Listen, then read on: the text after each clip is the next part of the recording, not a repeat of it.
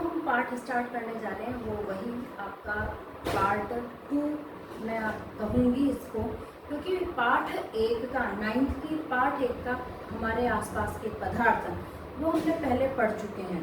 तो आपके जो लेसन है 9th क्लास में वो काफ़ी बड़े हैं बच्चों, तो एक वीडियो में उनको समेटना बहुत मुश्किल हो जाता है, फिर कई सारी चीज़ें जो हैं वो छूट जाती हैं और मैं नहीं चाहती कि आपकी कोई भी चीज़ छूटे।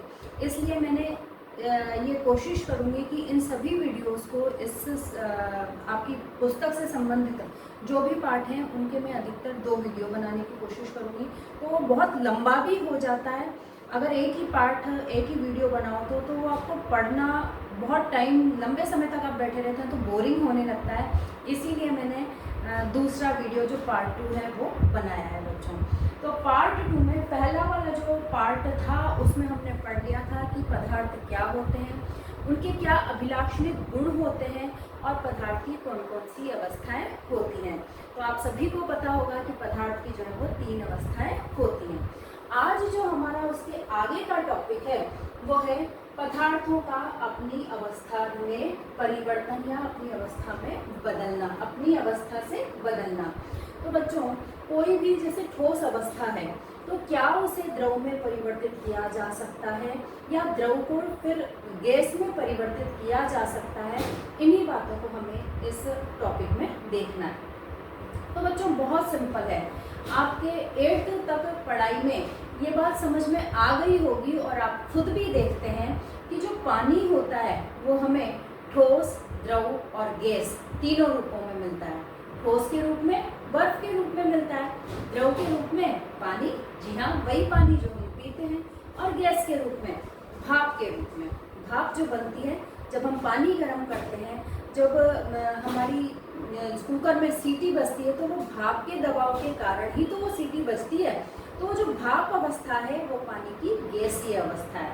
तो इस तरह से पदार्थों को ताप दे करके और उनके अवस्था में परिवर्तन किया जा सकता है। चलिए इसी चीज़ को तापमान परिवर्तन का प्रभाव इस टॉपिक के अंतर्गत हम पढ़ते हैं। और ये जो प्रयोग है ये रोज़ आप अपने घरों में दैनिक जीवन में अगर किचन में अगर आप जाते हैं तो आप रोज़ ही इस प्रयोगों को, इस तरह के प्रयोगों को देखते होंगे बच्चों। चलिए देखते हैं।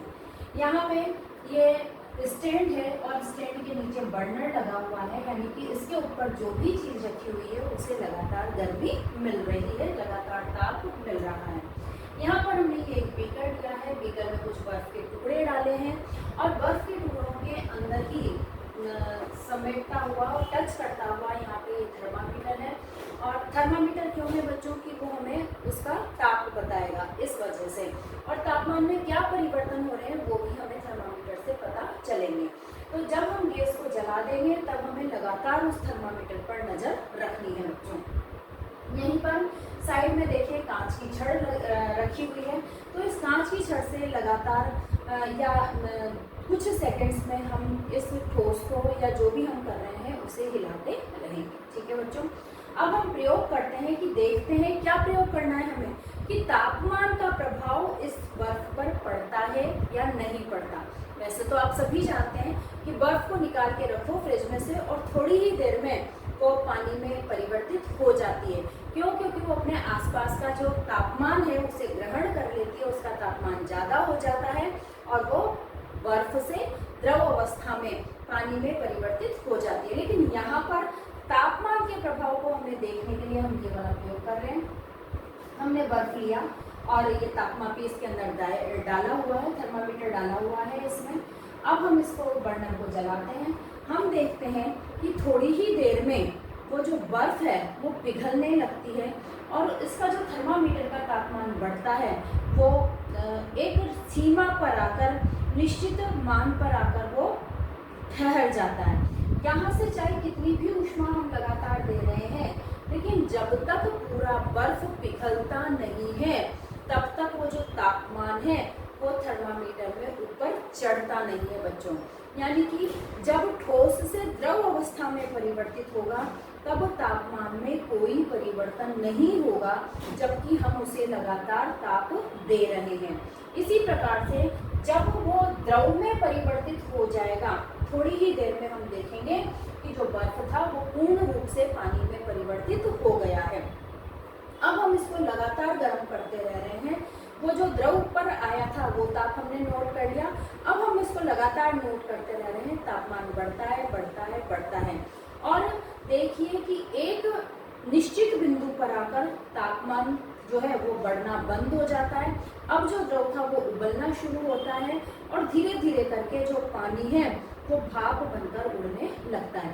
तो जब तक संपूर्ण पानी, इसका जितना भी पानी था वो संपूर्ण पानी उड़ नहीं जाता भाप बनकर, गैस बनकर, तब तक इस थर्मामीटर का ताप जो है वो परिवर्तित नहीं होता बच्चों। तो हम कह सकते हैं कि जब तक वो अवस्था में परिवर्तन नहीं हो जाता, एक अवस्था से दूसरी अवस्था में पूर्ण रूप से परिवर्तन नहीं हो जाता, तब तक वो जो तापमान है वो बढ़ता नहीं है। एक निश्चित तापमान पर यह प्रक्रिया होती है। चलिए इसी को हम देखते हैं कि ठोस के तापमान को बढ़ाने पर उसके कणों की गतिज ऊर्जा बढ़ जाती है, जिससे वे अधिक तेजी से कंपन करते हुए अपने आकर्षण बल की ऊर्जा को पार कर लेते हैं। अब कण स्वतंत्र होकर गति करने लगते हैं, फलतः ठोस अवस्था द्रव अवस्था में बदल जाती है। प्रयोग बच्चों हमने करा। अब ये द्रव अवस्था में किस तरह से परिवर्तित हो गया, अभी जस्ट नहीं, पहले वाले वीडियो में हमने पढ़ा था कि जो ठोस के कण होते हैं उनमें बिल्कुल भी अंतर आणविक जगह जो है, स्थान जो है वो नहीं पाया जाता। वो बिल्कुल एक दूसरे से ठसे हुए होते हैं, बिल्कुल उनमें जगह नहीं होती, और उनका जो आकर्षण बल होता है वो बहुत ज़्यादा होता है तीनों अवस्थाओं में, इसलिए वो नॉर्मल रूप से टूटते भी नहीं है। लेकिन जब हम उसे ऊर्जा दे रहे हैं, तापमान के रूप में जब हम उन्हें ऊर्जा दे रहे हैं, तो उन कणों के पास में गतिज ऊर्जा जो होती है, तापमान बढ़ता है, तापमान बढ़ने के साथ ही उनकी जो गतिज ऊर्जा हो जाती है वो काफ़ी बढ़ जाती है, और इतनी ज़्यादा बढ़ जाती है कि वो जो आकर्षण बल था उनके मध्य, उस आकर्षण बल को तोड़कर और वो दूर हो जाते हैं बच्चों। ठीक है, तो वो जो आकर्षण बल को, जब तक के सारे ठोस के कण, सारे ठोस के जो अणु कण थे वो जब तक बिल्कुल सारे के सारे अलग नहीं हो जाते, स्वतंत्र नहीं हो जाते, तब तक जो है वो तापमान परिवर्तित नहीं होता। यानी कि उनकी गतिज ऊर्जा बढ़ गई है, और गतिज ऊर्जा के कारण वो स्वतंत्र हो गए हैं, और स्वतंत्र होते ही उनकी जो अवस्था में परिवर्तन है वो आ गया है बच्चों। ठीक है, इसी प्रकार से जब द्रव अवस्था को हम इतना ताप देंगे कि हमने ये भी पढ़ा था कि द्रव में कुछ आकर्षण होता है और अंतराण्विक बल भी कुछ पाया जाता है, थोड़ी मात्रा में पाया जाता है। लेकिन हम जब उसको लगातार ऊर्जा दिए जा रहे हैं, लगातार तापमान बढ़ाए जा रहे हैं, तो एक स्थिति, एक पॉइंट वो भी आ जाता है जब वो उस ऊर्जा को, न्यूनतम ऊर्जा को भी तोड़कर और बाहर निकल जाते हैं, और वो बाहर निकलने की ही जो बात है, जो फिनोमेना है, वही भाप में परिवर्तन वाली बात आ जाती है। तो यहाँ पर द्रव जो है वो भाप में परिवर्तित हो जाता है। ठीक है बच्चों, तो ये बात हो गई है कि ठोस के तापमान को बढ़ाने पर उसके कणों की गतिज ऊर्जा बढ़ जाती है, जिससे वे अधिक तेजी से कंपन करते हुए अपने आकर्षण बल की ऊर्जा को पार कर लेते हैं। अब कण स्वतंत्र होकर गति करने लगते हैं, फलतः ठोस अवस्था द्रव अवस्था में बदल जाती है, और आगे हम और बढ़ाएंगे तो वो द्रव अवस्था जो है वो भी भाप अवस्था में, गैसीय अवस्था में परिवर्तित हो जाएगी। जिस न्यूनतम तापमान पर कोई ठोस पिघलकर द्रव बन जाता है वह इसका गलनांक यानी कि मेल्टिंग पॉइंट कहलाता है। अब जिस ताप पर, अभी मैंने कहा कि एक न्यूनतम ताप आ जाता है जिस पर वो पिघलना शुरू होता है, और उसके बाद में वो आगे बढ़ता नहीं है, वो एक ही पॉइंट पर सारा का सारा जो ठोस है वो द्रव में परिवर्तित होगा। तो वो जो पॉइंट है तापमान वाला, थर्मामीटर का वो जो पॉइंट है जिस पर कि ठोस द्रव में पिघलने लगा है, वो वाला जो पॉइंट है तापमान का, वो मेल्टिंग पॉइंट या गलनांक कहलाता है। आपसे कई बार परीक्षा में ये क्वेश्चन पूछ लिया जाता है कि गलनांक को परिभाषित कीजिए, तो आपका आंसर होगा कि वह न्यूनतम ताप जिस पर कोई ठोस पिघलकर द्रव अवस्था में बदल जाता है, तो उसका गलनांक कहलाता है। किसी ठोस का गलनांक उसके कणों की बीच के आकर्षण बल के सामर्थ्य को दर्शाता है। अभी ये बात कही है मैंने कि वो आकर्षण बल को तोड़कर स्वतंत्र होते हैं गतिज ऊर्जा के कारण। तो जितना ज्यादा आकर्षण बल होगा उतना ही ज़्यादा उनका गलनांक होगा, और जितना कम आकर्षण बल होगा उतने ही कम उसका गलनांक होगा, क्योंकि आकर्षण बल को तोड़ने में बच्चों ज़्यादा ऊष्मा की, ज़्यादा ऊर्जा की आवश्यकता होती है। तो एक तरह से कह सकते हैं कि जो गलनांक है वो आकर्षण बल की सामर्थ्य को दर्शाता है। बर्फ का जो गलनांक होता है वो 273.15 केल्विन होता है, और ये बात आपको ध्यान रखने योग्य है, क्योंकि आपसे रिक्त स्थानों की पूर्ति कीजिए इस वाले क्वेश्चन के अंतर्गत बर्फ का गलनांक कई बार पूछ लिया जाता है। गलने की जो प्रक्रिया है, ये तो तापमान वाला पॉइंट था बच्चों।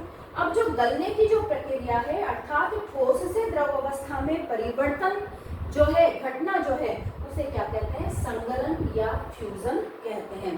तो यानी गलनांक अलग बात है, गलनांक तो ताप का पॉइंट है, लेकिन जो संगलन है वो ठोस से द्रव में बदलने की प्रक्रिया, ये संगलन या फ्यूजन कहलाती है। तो बच्चों, ठोस का द्रव में बदलना संगलन कहलाया, ये आपको पता पड़ गया।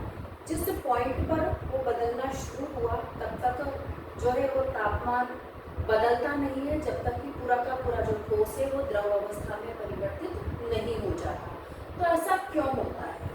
तो गलने की प्रक्रिया में या भाप बनने की प्रक्रिया में, यानी कि ठोस द्रव में परिवर्तित हो रहा है या द्रव को और ऊष्मा देते जा रहे हैं, तो वो भाप में परिवर्तित होता जा रहा है।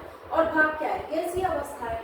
तो गलने की प्रक्रिया या भाप बनने की प्रक्रिया में जब तक संपूर्ण ठोस द्रव में नहीं बदल जाता या संपूर्ण द्रव वाष्प या गैस में नहीं बदल जाता, तब तक तापमान में परिवर्तन नहीं होता, क्योंकि लगातार दी गई ऊष्मा कणों के पारस्परिक आकर्षण बल को तोड़ने में काम आती है, जिससे अवस्था में परिवर्तन संभव हो पाता है। इस दी हुई ऊष्मा को गुप्त ऊष्मा कहते हैं।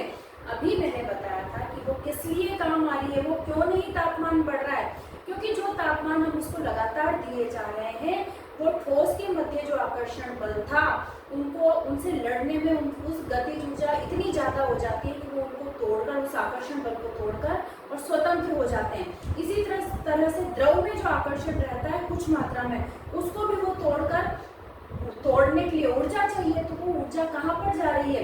हमें दिखाई तो दे नहीं रही हो, उस आकर्षण बल को तोड़ने में जा रही है। तो वो एक तरह से गुप्त ऊष्मा है जो हम दिए जा रहे हैं, लेकिन तापमान में परिवर्तन नहीं हो रहा। तो इस तरह से जो तापमान में परिवर्तन नहीं होता और हम जो लगातार उसको ऊष्मा दे रहे हैं, वो वाली ऊष्मा क्या कहलाती है बच्चों? गुप्त ऊष्मा कहलाती है। अब आपसे कई बार जो है वो ये पूछ लिया जाता है कि संगलन की गुप्त ऊष्मा किसे कहते हैं। तो इस गुप्त ऊष्मा के लिए आप क्या बोलेंगे कि वायुमंडलीय दाब पर, यानी नॉर्मल हम जो रह रहे हैं उस वाले दाब पर, वायुमंडलीय दाब पर 1 किलो ठोस को उसके गलनांक पर द्रव में बदलने के लिए जितनी ऊष्मीय ऊर्जा की आवश्यकता होती है उसे संगलन की गुप्त ऊष्मा कहते हैं। यानी 1 किलो बर्फ को जब तक जितनी ऊष्मा हमने दी और वो पूरा 1 किलो बर्फ द्रव में परिवर्तित नहीं हो जाता, पानी में परिवर्तित नहीं हो जाता, तो जितनी भी हमने उसको ऊर्जा दी है वो संगलन की गुप्त ऊष्मा कहलाती है। और यही इसी रूप में संगलन की गुप्त ऊष्मा को परिभाषित कीजिए, इस तरह से आपसे पूछा जा सकता है। तो 0 डिग्री सेंटीग्रेड पर या फिर 273 केल्विन, बच्चों एक ही बात है, दो तरह के जो यहाँ पर आपकी बुक में दिए हुए हैं, एक तो सेंटीग्रेड जिसे C से डिनोट करते हैं और एक K केल्विन से डिनोट करते हैं। दोनों में ही तापों को, दोनों इकाइयाँ हैं ताप को नापने की, मेजरमेंट करने की, तो K और C दोनों में ही नापा जाता है। तो 0 डिग्री सेंटीग्रेड जो होता है वो 273 केल्विन के बराबर होता है। तो 0 डिग्री सेंटीग्रेड पर जल के कणों की ऊर्जा उसी तापमान पर बर्फ के कणों की ऊर्जा से अधिक होती है। बच्चों ये बात नहीं समझ में आई होगी आपको, मैं आपको बताती हूँ। जैसे 0 डिग्री सेंटीग्रेड पर बर्फ भी रखा हुआ है और हमारे पास में 0 डिग्री सेंटीग्रेड वाला ही पानी भी रखा हुआ है, यानी कि बहुत ही ठंडा पानी जिसका तापमान कितना है? 0 डिग्री सेंटीग्रेड है। तो 0 डिग्री सेंटीग्रेड पर बर्फ जम जाती है, तो 0 डिग्री सेंटीग्रेड पर हमारे पास बर्फ भी रखा हुआ है और 0 डिग्री सेंटीग्रेड वाला हमारे पास में पानी भी रखा हुआ है। तो उस पानी की जो गुप्त ऊष्मा होगी वो ज़्यादा होगी। क्यों होगी ऊष्मा ज़्यादा उसकी? क्योंकि बर्फ में को ऊष्मा दी गई है तभी तो वो पानी में परिवर्तित हुआ है। तो बर्फ वाली ऊष्मा तो है ही सही उसके पास में, लेकिन उस वो आकर्षण बल को तोड़कर जो द्रव में बदला है वो वाली भी तो ऊष्मा है उसके पास में। इसीलिए ये बात कही गई है कि 0 डिग्री सेंटीग्रेड पर जल के कणों की ऊर्जा उसी तापमान पर बर्फ के कणों की ऊर्जा से अधिक होती है। समझ गए ना बच्चे? मेल्टिंग पॉइंट पढ़ा बच्चों हमने, वो तो था ठोस से द्रव अवस्था में बदलने वाला, ठीक है। उसको हमने बोला था संघनन यानी कि फ्यूजन। अब आ जाता है कि वायुमंडलीय दाब पर वह तापमान जिस पर द्रव उबलने लगता है। अब गैसीय अवस्था की बात कर रहे हैं कि द्रव को हम लगातार जो है वो ऊष्मा दिए जा रहे हैं, तो एक उसका तापमान बढ़ रहा है, एक पॉइंट ऐसा आता है जब वो उबलने शुरू हो जाता है और उसकी भाप बननी शुरू हो जाती है। तो जब वो स्थिति आ जाती है तब जो तापमान होता है वो स्थिर हो जाता है। तो वह न्यूनतम तापमान जिस पर कोई द्रव उबलने लगता है वो बॉइलिंग पॉइंट या क्वथनांक कहलाता है। और ये जो प्रक्रिया है, जैसे कि वहाँ पर संघनन बोला था, उसी तरह से ये जो प्रक्रिया है द्रव से वाष्प में परिवर्तित होने की, वो कहलाती है वाष्पीकरण, ठीक है बच्चों। तो जल का जो क्वथनांक होता है, यानी जल कितने डिग्री पर उबल रहा है, भाप में परिवर्तित होना शुरू हो गया है, 100 डिग्री सेंटीग्रेड या 373 केल्विन पर जो जल है वो भाप में परिवर्तित होना शुरू हो जाता है। अब है वाष्पीकरण की गुप्त ऊष्मा। जिस तरह से हमने संघनन की गुप्त ऊष्मा पढ़ी थी कि 1 किलो ठोस को द्रव में बदलने के लिए आवश्यक ऊष्मा, उस यहाँ पर हम वहाँ पर भी लगाया था वायुमंडलीय दाब पर। वायुमंडलीय दाब क्यों लगा रहे हैं? क्योंकि अगर दाब चेंज कर दिया तो उस ऊष्मा में परिवर्तन आ जाएगा, इसलिए हमने दोनों ही स्थितियों में वायुमंडलीय दाब लगाया है। तो वायुमंडलीय दाब पर 1 किलो द्रव को वाष्प में बदलने के लिए आवश्यक जो ऊष्मा है वो वाष्पीकरण की गुप्त ऊष्मा कहलाती है। और 100 डिग्री सेंटीग्रेड या 373 केल्विन पर भाप के कणों में उसी तापमान पर पानी के कणों की अपेक्षा अधिक ऊर्जा होती है। अब तो समझ गए होंगे आप, पहले तो नहीं समझे थे लेकिन अब समझ गए होंगे कि 1 किलो जो पानी है जो उबल रहा है और जो भाप है, तो उस भाप में उसी तापमान पर, तापमान दोनों का समान है, 100 डिग्री सेंटीग्रेड मान लीजिए, तो सेम तापमान पर वो जो पानी है और जो भाप है उसमें भाप के कणों में ज़्यादा ऊर्जा होगी। क्यों होगी भाप के कणों में ज़्यादा ऊर्जा? क्योंकि वो द्रव जो गुप्त ऊष्मा है उसको ग्रहण करके ही तो वो भाप में परिवर्तित हुए हैं। द्रव में तो अभी गुप्त ऊष्मा आएगी, वो ज़्यादा ऊर्जा ग्रहण करेंगे तभी तो फिर वो स्वतंत्र होकर ऊपर जा पाएंगे। तो अभी तो वो द्रव ही है, उसने उतनी ऊर्जा ग्रहण नहीं किया, लेकिन जो भाप बन चुके हैं उन्होंने तो गुप्त ऊष्मा ग्रहण कर ली है, इसलिए वो जो गुप्त ऊष्मा होती है वो उस भाप के कणों में ज़्यादा हो जाती है। तो क्योंकि भाप के कणों में वाष्पीकरण की गुप्त ऊष्मा भी समाहित होती है, इसीलिए बच्चों आपने महसूस किया होगा ये वाली बात कि कभी कभी रोटी बनाते टाइम पे अगर हम जल जाते हैं, रोटी की भाप से हम जल जाते हैं तो हमें ज़्यादा जलन महसूस होती है। एक तो हम उबलते पानी से जलें और एक हम भाप से जलें, तो भाप से बच्चों ज़्यादा जलन अनुभव होगी और ज़्यादा गहरे हमारे वो जो जलने के घाव है वो ज़्यादा गहरे तक जाएंगे, क्योंकि भाप के कणों में गुप्त ऊष्मा ज़्यादा है तो वो हमारे अंदर तक प्रवेश कर जाएंगे और हमारे जो घाव होंगे वो गहरे होंगे। तो इसलिए हमें कोशिश करनी चाहिए, कोई भी काम हम कर रहे हैं ऊष्मा से संबंधित, गैस से संबंधित, तो हमें ये कोशिश करनी चाहिए कि हम भाप और गर्म पानी दोनों से ही बच कर रहें, ठीक है। अब ये एक सीधा सा डायग्राम बना दिया है रेखाचित्र में। ठोस अवस्था को ऊष्मा दी तो ये द्रव अवस्था में परिवर्तित हो जाती है, और द्रव अवस्था को यदि वापस से शीतल कर दिया जाए, वापस से उसका तापमान गिरा दिया जाए, तो वो वापस से जो द्रव अवस्था है वो ठोस अवस्था में आ जाएगी। यानी कि हमने बर्फ को ताप दे करके द्रव अवस्था में पानी में परिवर्तित किया, लेकिन हम चाहते हैं कि उस पानी को हम वापस से बर्फ में बदल दें, तो हम उसको फ्रिज में रख देंगे। फ्रिज में क्यों रख रहे हैं? शीतलता प्रदान करने के लिए, ठंडक प्रदान करने के लिए। तो जैसे ही वो ठंडा होगा उसका तापमान बिल्कुल कम हो जाएगा, वैसे ही वो वापस से बर्फ में या ठोस अवस्था में परिवर्तित हो जाएगा। इसी तरह से द्रव अवस्था को ऊष्मा देंगे तो ये गैसीय अवस्था में आ जाएगी, और गैसीय अवस्था को यदि हमें वापस से द्रव अवस्था में लाना है तो उस गैसीय अवस्था को आप ठंडा कर दीजिए तो वो वापस से द्रव अवस्था में परिवर्तित हो जाएगी।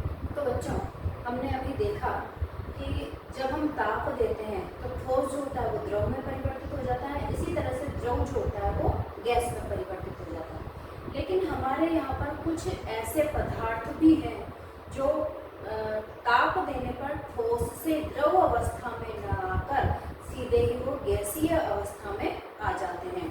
तो और गैसीय अवस्था को यदि हम ठंडा करें तो गैसीय अवस्था से ठोस अवस्था में परिवर्तित हो जाते हैं, यानी कि द्रव अवस्था उनमें होती ही नहीं है। तो बच्चों ये जो गुण है ठोस अवस्था से सीधे गैसीय अवस्था में आने का, वो गुण या वो प्रक्रिया जो वो ऊर्ध्वपातन सब्लिमेशन कहलाती है। और जो गैसीय अवस्था से जो ताप कम करा तो और वो वापस से ठोस अवस्था में आ गए तो उसे कहा जाता है निक्षेपण। ठीक है, अब आपकी बुक में ये प्रयोग दे रखा है और आपसे एग्जाम में भी पूछ लिया जाता है कि ऊर्ध्वपातन की प्रक्रिया को समझाइए। तो भाई हमने क्या किया कि एक कांच की जो है प्लेट ले ली हमने और उसके ऊपर हमने ये अमोनियम क्लोराइड जो वो डाल दिया। ऐसे पदार्थों के नाम बताइए आप बच्चों। तो आप हमने 8th तक भी ऊर्ध्वपातन पढ़ा है, तो कुछ पदार्थों के नाम तो आप मुझे बता ही सकते हैं। कपूर, हम घरों में पूजा के टाइम पर कपूर से जोत जलाते हैं। तो कपूर जो होता है वो देखिए कि वो ठोस अवस्था में द्रव अवस्था में परिवर्तित नहीं होता, वो सीधे ही गैसीय अवस्था में आ जाता है। इसी तरह से नेफ्थलीन की गोलियां होती हैं बच्चों, जो कि बाथरूम में, वॉश बेसिन्स में, इनमें डाली जाती है, कीड़ों को दूर करने के काम आती है। तो वो भी जो होता है वो धीरे धीरे करके एक गोली हम डालते हैं और धीरे धीरे 8-10 दिन में वो अपने आप गोली जो है वो समाप्त हो जाती है। और उसकी खुशबू जो रहती है वो 8-10 दिन तक, जब तक वो गोली नहीं रहती है बाथरूम में, तब तक उसकी खुशबू आए रहती है। तो इसी वजह से कि वो द्रव अवस्था में परिवर्तित नहीं हो रही है, बल्कि उसकी जो गंध है, उसकी जो वाष्प है, वो जब तक खत्म नहीं हो रही है वो तब तक फैल रही है। तो ठोस अवस्था से वो सीधे ही गैसीय अवस्था में परिवर्तित हो रही है। तो अमोनियम क्लोराइड जो है वो भी एक ऊर्ध्वपातित पदार्थ है। तो यहाँ पर हम कपूर भी ले सकते हैं और यहाँ पर हमने अमोनियम क्लोराइड भी ले लिया है। इसको जब हम गर्म करेंगे तो इसकी जो वाष्प बनेगी, इसके ऊपर कीप रख दी है उल्टी, और कीप के ऊपर भी हमने यहाँ पर रुई या प्लग लगा दिया है ताकि जो वो वाष्प बने वो सीधे ऊपर न निकल जाए, नहीं तो हम उसे वापस प्राप्त नहीं कर सकते। तो अब उस प्लग लगाने से वो ऊपर तो नहीं जाएगी, तो जैसे ही यहाँ से इसको ऊष्मा दी जाती है वैसे ये वाष्प में परिवर्तित होगा और वाष्प में परिवर्तित होकर, क्योंकि यहाँ प्लग लगा हुआ है इसलिए इसकी दीवारों पर इकट्ठा हो जाएगा। और ये जो दीवारें हैं वो इसकी यहाँ की तुलना में कम ठंडा तापमान है, इनका कम तापमान है, इसलिए जैसे ही उसकी दीवारों पर होगा वैसे ही वो वापस से ठोस में परिवर्तित हो जाएगा और बाद में खुरच कर हम इसको अलग भी कर सकते हैं। तो इस तरह से हम प्रयोग के द्वारा ऊर्ध्वपातन को समझा सकते हैं। अब ये जो हमने द्रव को ठोस में किया, ठोस को वापस से द्रव में किया, तो ये एक ट्रायंगल जैसा बना है। तो देखिए तीनों गैसें जो हमने तीनों जो अवस्थाएं होती हैं वो हमने लिखती है ठोस, द्रव और गैस। जैसे कि त्रिभुज आप बनाते हैं तो उसके जो पॉइंट्स बनाते हैं उसमें हमने इस ढंग से लिख दिया है। अब जिधर तीर जा रहे हैं उधर अवस्था जा रही है। तो देखिए ठोस जो है उसे हम ताप देकर द्रव में परिवर्तित करते हैं तो ये कहलाता है संगलन। ठीक है, और इसी तरह से यदि द्रव को वापस से ठोस में परिवर्तित किया जाए तापमान कम करके, शीतलता प्रदान करके, तो द्रव का ठोस में परिवर्तित होना वो कहलाता है जमना। इसी प्रकार से द्रव जो है वो गैस में परिवर्तित होगा तो वो कहलाएगा वाष्पीकरण। और वही गैस अगर हम तापमान कम करके और वही गैस को वापस से द्रव में परिवर्तित करेंगे तो वो कहलाएगा संघनन। इसी प्रकार से ठोस का सीधे ही गैस में परिवर्तित होना ये कहलाता है ऊर्ध्वपातन।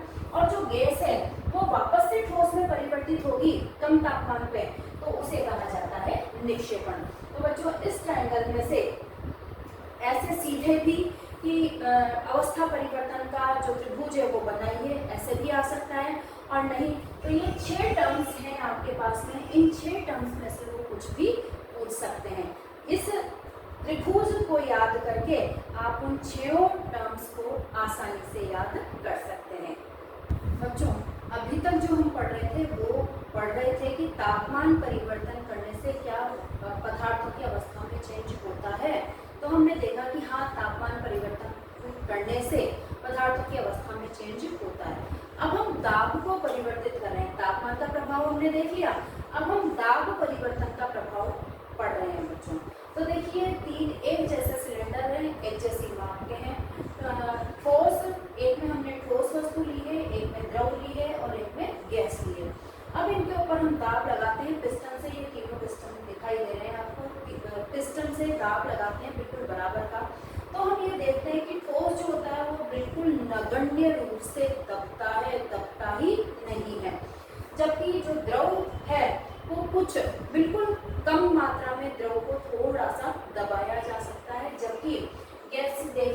आप इस तरह से आपको पता चल जाएगा। गैस जो होती है उसके बीच में काफ़ी ज़्यादा रिक्त स्थान रहता है गैस के कणों के बीच में, इसलिए बहुत ज़्यादा दाब लगाकर उसको जो है काफ़ी ज़्यादा संपीड़ित कर सकते हैं। ये देखिए इतनी जो गैस थी वो पिस्टन के दबाव से इतनी सी हो गई है। तो इस तरह से हम ये कह सकते हैं कि दाब लगाने से, दाब बढ़ाने से भी पदार्थों की अवस्था में परिवर्तन किया जा सकता है। दाब के बढ़ने और ताप को कम करने से, दाब को तो बढ़ाएं और ताप को कम करें, दोनों को उल्टा करें तो गैस को द्रव में बदल सकते हैं। बच्चों जो एलपीजी और सीएनजी होती हैं आपके, वो गैस ही होती हैं। और कभी आप डायरेक्ट गैस वो खुल जाती है नलची आपकी गैस वाली, तो आप देखिए वो गैस पर अगर आपका हाथ अड़ता है तो वो काफ़ी ठंडी महसूस होती है आपको। तो जैसे ही काफ़ी दाब लगा करके और तापमान कम करके और गैस में, द्रव में उसको परिवर्तित किया गया है गैस को, और जैसे ही वो नलची में आती है, वो सिलेंडर से बाहर निकलती है, वैसे ही उसका जो तापमान है वो भी बढ़ जाता है वायुमंडल में आने से, और उसका जो दाब है, क्योंकि सिलेंडर से निकल गई है तो दाब है वो भी कम हो जाता है, तो वो वापस से गैस में परिवर्तित हो जाती है। तो इस तरह से दाब के बढ़ने और ताप बढ़ने से गैस को भी द्रव में बदला जा सकता है। उच्च दाब पर CO2 को ठोस अवस्था में परिवर्तित किया जा सकता है, इसीलिए ही CO2 को शुष्क बर्फ भी कहा जाता है। आपके मल्टीपल क्वेश्चन, बहुवैकल्पिक प्रश्नों में से या रिक्त स्थानों में से ये क्वेश्चन अधिकतर पूछा जाता है कि शुष्क बर्फ किसे कहते हैं।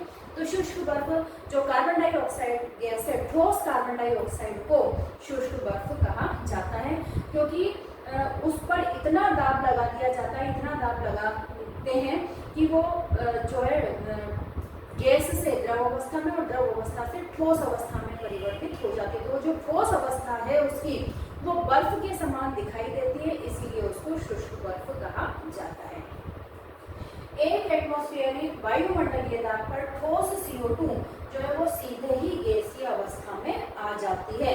यानी यदि एक वायुमंडलीय दाब रखा जाए तो जो ठोस CO2 है, जो शुष्क बर्फ है, वो द्रव अवस्था में परिवर्तित नहीं होकर सीधे ही गैसीय अवस्था में आ जाएगी। क्लियर है बच्चों यहाँ तक? बच्चों आपने गीले कपड़ों को सूखते हुए देखा होगा, इस तरह से पोंछा लगता है हमारे घर में या धोया जाता है, फर्श को धोया जाता है, तो थोड़ी ही देर में वो पानी जो होता है वो सूख जाता है। तो किस वजह से ऐसा होता है कि वो पानी जो है वो सूख जाता है या भाप में परिवर्तित हो जाता है, और उसे कहते क्या है? तो भाई यहाँ तो पानी उबल नहीं रहा है, वहाँ तो इससे पहले जब हमने पढ़ा था तो कहा था कि तापमान वृद्धि के कारण जो आकर्षण बल होता है उसको तोड़कर जो पानी है वो भाप में परिवर्तित हो जाता है। तो यहाँ पर क्या होता है, वाष्पीकरण हम पढ़ रहे हैं, और वाष्पीकरण के अंतर्गत क्या होता है कि क्वथनांक से कम तापमान पर द्रव के वाष्प में परिवर्तित होने की प्रक्रिया वाष्पीकरण कहलाती है। यानी पानी को उबलना जरूरी नहीं है, अपने क्वथनांक पर, बॉइलिंग पॉइंट पर आने की जरूरत नहीं है, उससे कम तापमान पर ही वो इतनी ऊर्जा आसपास के अपने क्षेत्र से, वातावरण से इतनी ऊर्जा को प्राप्त कर लेता है कि बिना उबले ही वो जो सतह वाले पानी के कण होते हैं वो ऊर्जा प्राप्त करके और वहाँ से उड़ जाते हैं। तो इस तरह से जो फर्श आप धोते हैं या कपड़े जो हम सुखाते हैं वो थोड़ी देर में सूख जाते हैं, और जो फर्श होता है या पोंछा लगाया है हमने वो भी सूख जाता है।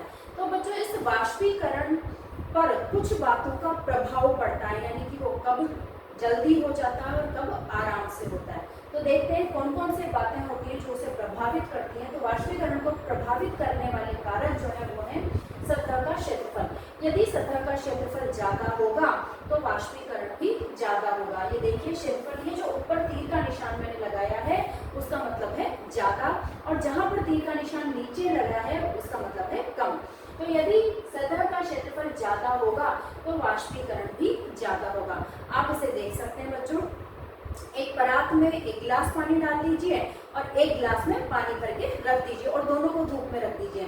तो आप देखेंगे कि घंटे 2 घंटे में एक गिलास पानी जो था वो परात का तो बिल्कुल उड़ गया है, बिल्कुल भाप में परिवर्तित हो गया है, जबकि उस गिलास में से केवल इतना सा पानी जो होता है वो उड़ पाता है। तो क्षेत्रफल जितना होगा, क्योंकि सारे क्षेत्रफल में कितने सारे कण जो हैं वो डायरेक्ट वायुमंडल के संपर्क में आ रहे हैं, डायरेक्ट ताप के संपर्क में आ रहे हैं, तो वो इतने सारे कण एक साथ उड़ेंगे तो वो पानी तो जल्दी उड़ना ही है बच्चों, ठीक है। है। तो इसी तरह से जो तालाब, नदियाँ वगैरह जो होती हैं, बड़े बड़े क्षेत्रफल वाले जो जलाशय होते हैं, उनका पानी भी जो है वो गर्मियों में बिल्कुल सूख जाता है। क्यों? क्योंकि वाष्पीकरण। तो क्षेत्रफल ज़्यादा है तो वाष्पीकरण भी ज़्यादा होगा। उसी तरह से आ जाते हैं तापमान पर। तापमान यदि ज़्यादा होगा तो क्षेत्रफल भी ज़्यादा होगा, क्योंकि तापमान ज़्यादा होगा तो वो ज़्यादा ऊर्जा ले सकेंगे, ज़्यादा गतिज ऊर्जा उनमें होगी और वो जल्दी से भाप बनकर उड़ जाएंगे। तो तापमान ज़्यादा है तो वाष्पीकरण भी ज़्यादा होगा। नेक्स्ट आता है आर्द्रता। आर्द्रता जानते हैं बच्चों, आर्द्रता का मतलब होता है वायु में उपस्थित वाष्प की मात्रा, जल की मात्रा जो कि वाष्प के रूप में है, उसे हम कहते हैं आर्द्रता। तो आप जानते हैं कि बारिश के दिनों में आर्द्रता बहुत ज़्यादा होती है और इसी वजह से हमारा पसीना सूख नहीं पाता और हमें बहुत चिपचिपा सा महसूस होता है। तो अगर आर्द्रता ज़्यादा होगी, यानी कि वायुमंडल में पानी की मात्रा, भाप की मात्रा ज़्यादा है, वाष्प की मात्रा ज़्यादा है, तो जो गतिज ऊर्जा है या जो उसे जो ऊष्मा चाहिए वो उसे प्रॉपर रूप से नहीं मिल पाती, क्योंकि ऑलरेडी पानी की मात्रा ज़्यादा है वायु में, तो फिर और ज़्यादा पानी समाने की क्षमता वायु में कम हो जाती है, तो वो बहुत कम पानी जो होता है वो उड़ पाता है।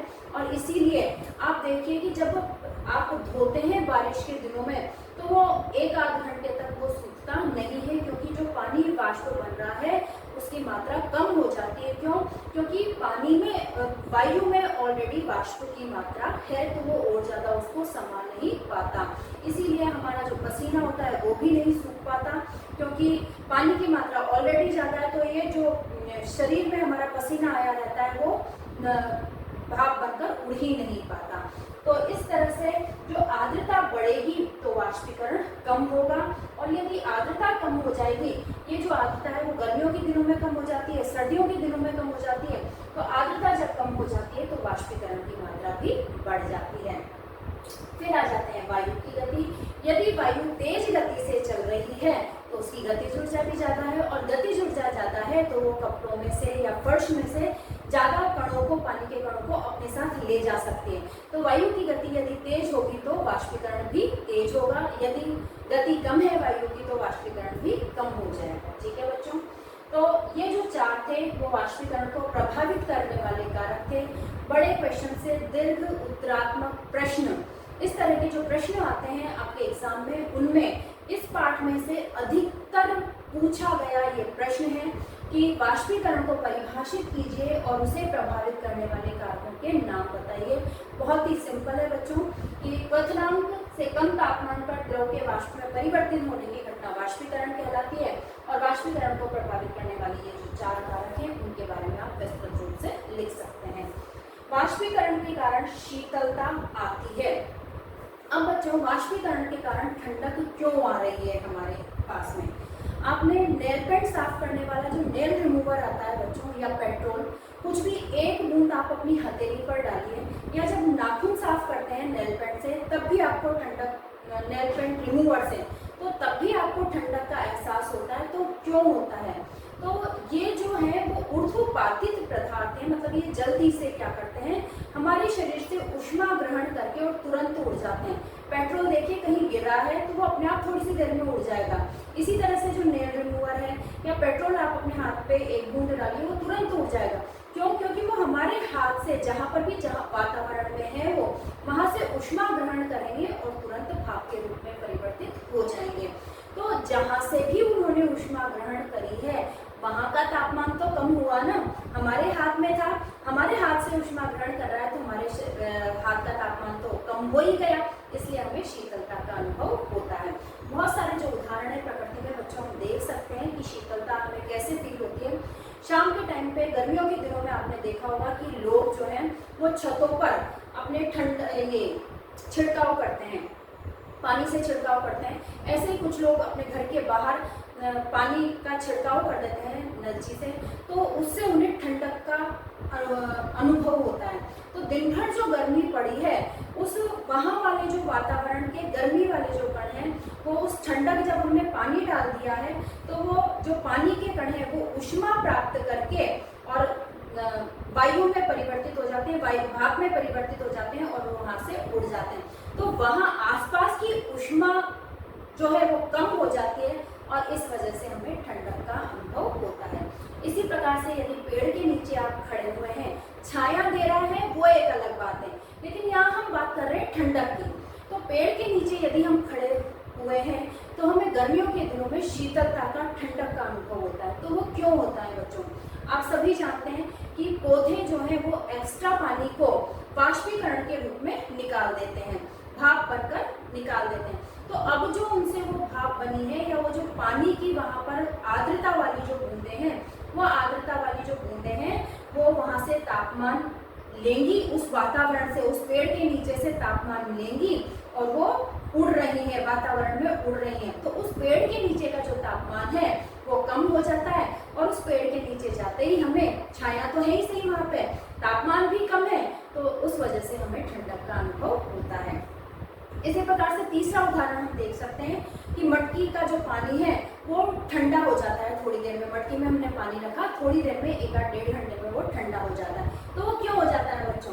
तो मटकी जो होती है वो मिट्टी से बनाई जाती है और उसमें छोटे छोटे से छेद होते हैं। तो जो उन छेदों में से पानी बाहर आता है, तो वो जो पानी की बूंदें हैं वो ताप ग्रहण करके, आसपास के माहौल से, वातावरण से ताप ग्रहण करके और गतिज ऊर्जा से वो उड़ जाती हैं, भाप में परिवर्तित हो जाती है। तो अब उन्होंने किसका ताप ग्रहण किया? उन्होंने पानी का ही, तो जो अंदर पानी था उसी से ही तो ताप ग्रहण किया, मटकी से ही तो पानी ताप ग्रहण किया और वो उड़ गई। तो उस मटकी का तापमान कम किया और जो अंदर पानी था उसका तापमान कम किया। तो इस तरह से ये प्रक्रिया घंटे 2 घंटे चली और हमारा जो अंदर रखा हुआ पानी था वो ठंडा हो गया। इस तरह से बहुत सारे उदाहरण बच्चों आप अपने जीवन में देख सकते हैं। तो इस तरह से हम कह सकते हैं कि वाष्पीकरण के कारण हमें ठंडक का अनुभव होता है, शीतलता आती है। वाष्पीकरण से हमें ठंडक का एहसास होता है, क्योंकि आसपास से ऊर्जा लेकर जो कण होते हैं, द्रव के कण जो होते हैं वो उड़ जाते हैं। इसी तरह से इस बात को समझने के बाद बच्चों आप ये समझ गए होंगे कि हमें गर्मियों में सूती कपड़े क्यों पहनने चाहिए। अच्छे से आप समझ गए होंगे, क्योंकि गर्मियों में तापमान अधिक होने के कारण हमें पसीना ज़्यादा आता है, और पसीना ज़्यादा आता है तो एक कारण तो यह है कि सूती कपड़ों में हल्के हल्के से, छोटे छोटे से छिद्र होते हैं, तो हवा जो है वो, वातावरण की जो हवा है वो हमारे शरीर तक डायरेक्ट पहुंचती है।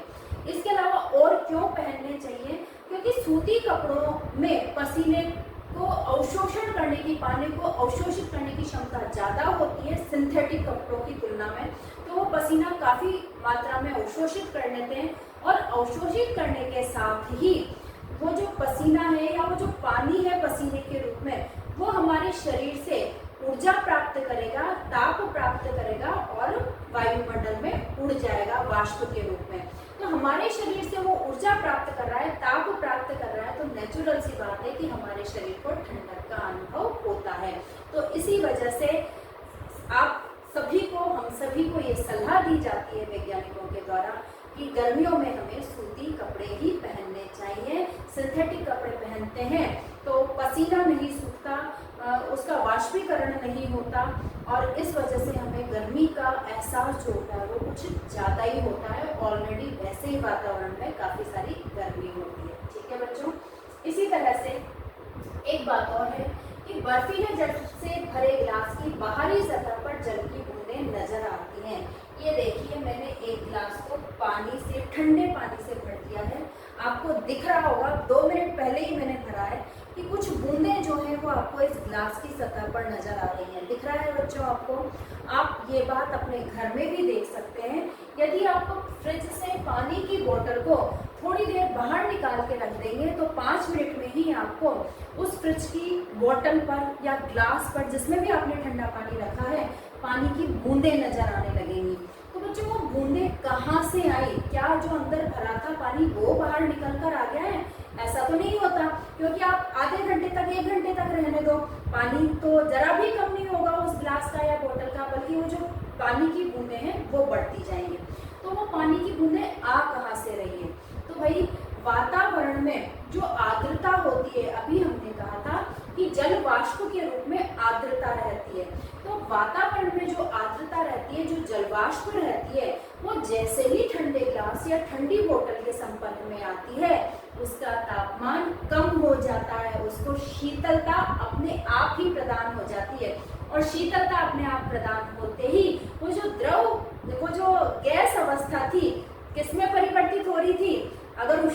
दे रहे हैं तब तो वो वाष्प में परिवर्तित हो रही थी, तब तो वो गैसीय अवस्था में परिवर्तित हो रही थी। लेकिन गैस को भी तो यदि शीतल कर रहे थे हम, तो किस में परिवर्तित हो रहा था? द्रव अवस्था में परिवर्तित हो रहा था। तो वही बात है कि भाई जो आर्द्रता थी वो उसने पहले इतनी ऊष्मा ग्रहण करी थी द्रव ने कि वो आर्द्रता में परिवर्तित हो गया, भाप में परिवर्तित हो गया था। लेकिन अब जब वही जल की आर्द्रता, वही जल वाष्प ठंडे ग्लास के संपर्क में या ठंडी बोतल या ठंडी जगह के संपर्क में आते हैं तो क्या होता है बच्चों?